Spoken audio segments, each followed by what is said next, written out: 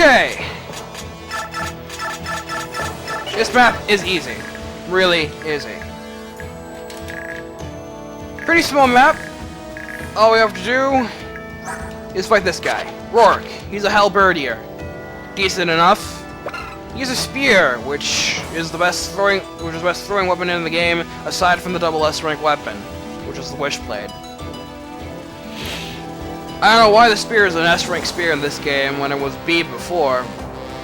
I guess they really needed an S rank spear, but it was just too lazy. It's only decent at best. It's the same. It's got the same power as a Silver Lance, really. But it's just like I don't find the spear that useful in this game, to be quite honest. I mean, I find them useful in other Fire Emblem games that they're in, but just not this one.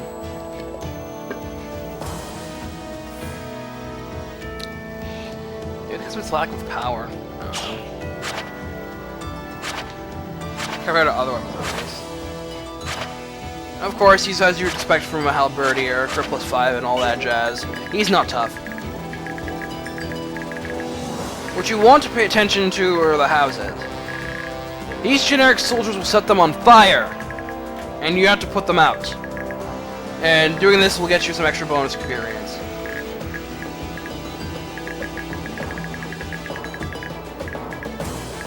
Other than that, this map is pretty much easy pickings. I mean, you got a couple of dudes, but you can take them, no problem. That guy has a speed wing. I probably would like to have that speed wing. I mean, I don't know. I mean, Marcia would have 31 AS. That'd be pretty sexy. Hold on a second.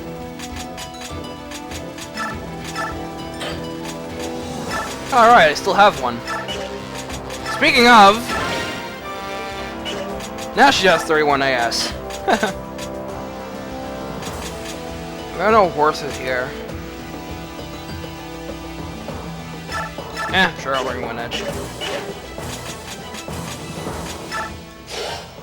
Of course, we lose if Geoffrey dies. So that's pretty much a given. You have some mooks with you. They're okay. I think I've ranted long enough about this map. This map is going to be a breeze with a 3rd tier unit, and the Marcia has Nullify. She won't fear archers anymore. So we'll just go right up to the boss, smack him up, and call it a day. Let's go. Geo, you stay behind, and so do you guys. Marcia, as for you, feel free to smack a couple of dudes' faces in. My treat. I'm coming for ya! Smack him in the face. No, she smacks you in the face. Ooh. Of course she's gonna gain experience abysmally slow, but since it's a solo, it doesn't matter. Crimea soldiers, how dare you turn your weapons against us? You will pay for this betrayal. Men, burn these shanties to the ground. Show these fools what we do to traitors. Yep, they burn them.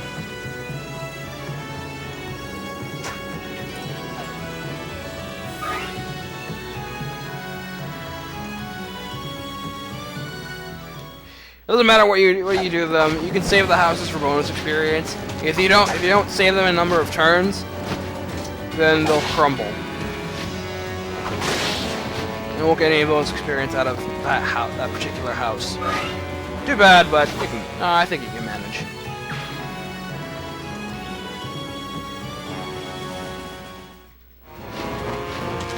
Die, pony! Is that all you got? Well, but that should have worked!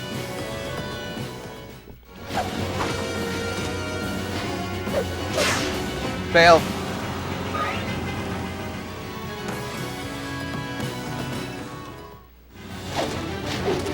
Hey, you want some? Feel free. Fail. There's one. And you're dead.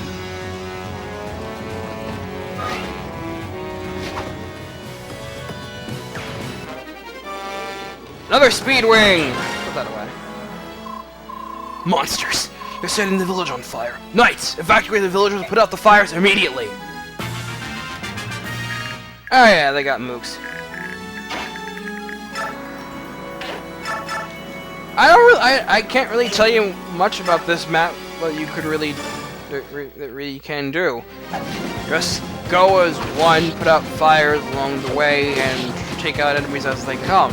This map is easy. The only real problems that you might have with some dudes that hit hard like this guy and these warriors. And if you're unlucky and didn't get the Nullify Scroll and didn't put it on Marcia, or you didn't put it on Marcia, these guys. But they're not too bad.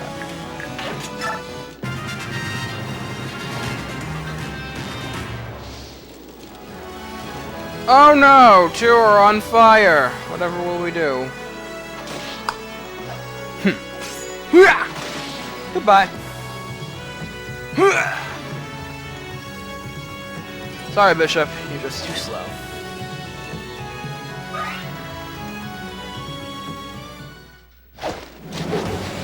Hello.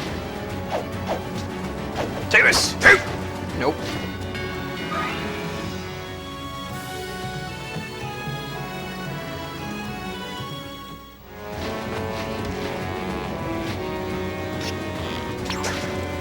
Failure! She was like, look up.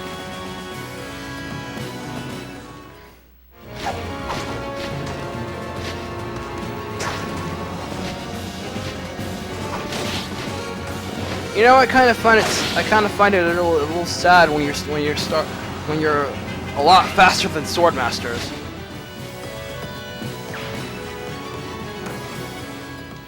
I don't know, a little sad. Let's do drops of hand axe in case you care. Ow.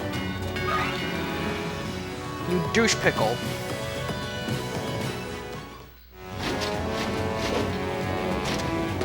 I'm gonna smack you. Or not. Stun! Here we go! Hup. Nothing fancy this time, it's just overkill. And a straight rush to the gut. Because, you know, a rush to the gut is always awesome.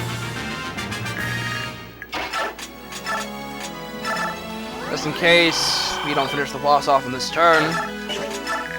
Could happen. Neener, neener, neener! Die before me, I'll crush you! Oh yeah? We'll see who crushes who! Ha! Take this!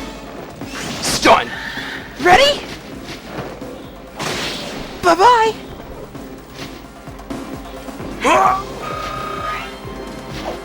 Easy victory! Yeah, but don't forget this. Once our main forces arrive, they'll slaughter you like cattle. Jeez! Hey, free spirit dust! Good, the enemy's retreating. Knights, stay here and help to fix the damage done to this village. Wow, was that even 7 minutes? I lost count. Good work, Geoffrey, you sent them running. Lucia, what are you doing here? I'm here to protect Your Majesty. Superb work, Geoffrey. You have my thanks. Your Majesty, forgive me. I could not avoid a confrontation with the Imperial Army.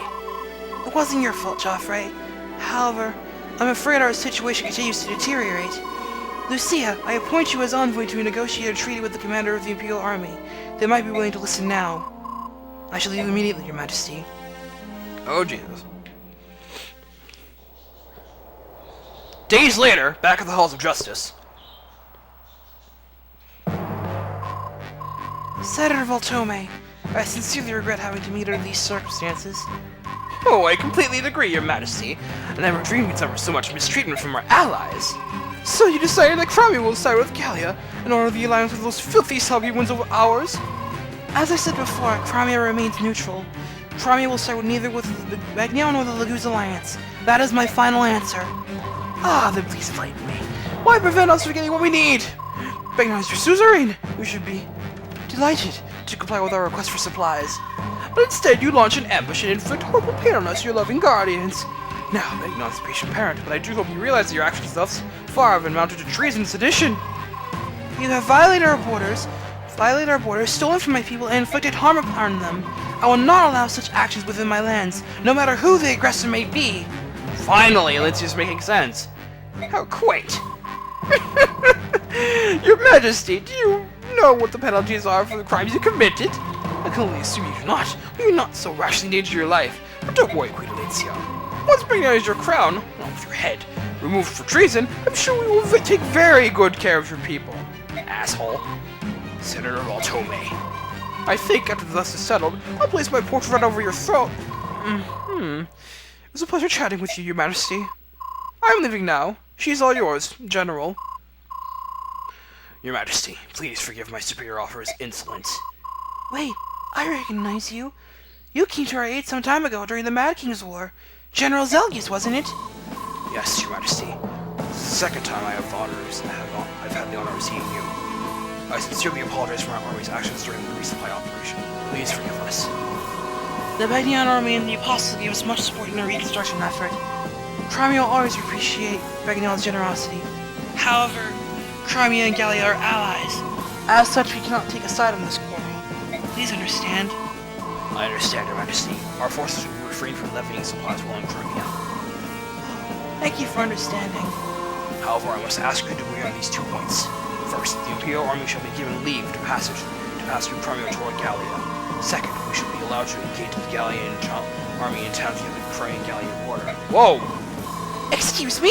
This peace talk is meaningless! You would still do battle and spill blood within our borders! I'm afraid this is the best I can offer. It's sometimes necessary to cut your losses for the greater good. Please think on it. Tomorrow my army will begin marching toward Gallia. If the Crimea army does not interfere, I will take it to sign an agreement. Farewell, Your Majesty. General Zelgius, please wait! Does the Apostle know anything about this war with the Lagoos? It's just very hard for me to believe. Is this war truly the will of the Apostle? It's not for me to answer, Your Majesty. Then, at least tell me this. Is the Apostle safe? Excuse me, I must go. General. Oh dear. Oh dear. But hey, that map is over! All too easily. That was barely a half an hour.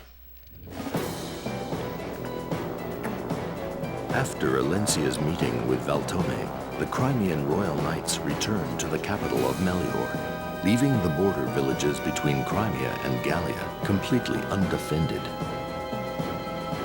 The Begnion Central Army crosses the border once more, but Crimea makes no move to march against it. Valtome sees this in action as a sign of Crimea's capitulation to Begnion's demands. The Begnion forces occupy the Crimean castles and forts on the border with Gallia and prepare to launch their attack. Oh dear. The Lagoos alliance finally makes its way back to Gallia, but word of Begnion's approach allows them no time for rest. The news that Gallia's ally Crimea has allowed Begnion to travel through its lands comes as a great blow to the Lagoos alliance. I wouldn't be so surprised about that. But we'll see how this pans out. Chapter 10, The Heart of Crimea.